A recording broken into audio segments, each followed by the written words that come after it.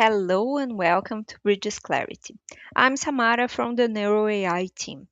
If this is your first time using the platform, we recommend starting by the four setup steps shown at the top of your work list tab under Complete Your Clinic Configuration. In this video, I will show the first step, Clinic Profile, or setting up your clinic. To get started, you can begin from the work list by clicking the setup carousel or navigate from the menu on the left and select clinic settings. This is where you manage your clinic information, branding, and administrative settings.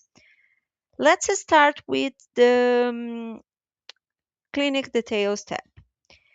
So here, you enter your clinic's official information, including your clinic's name, province or territory, clinic contact email, and clinic contact main phone number. These details identify your organization within Bridges Clarity and are used for account administration and communication. Once you've completed the required fields here, click Save Changes. Next, let's move to the Branding tab.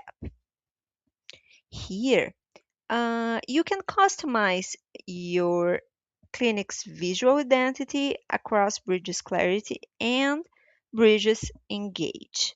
You can update your clinic display name, your clinic logo, choose your organization's colors, and also add your website and include a short public facing message that families will see when interacting with your clinic.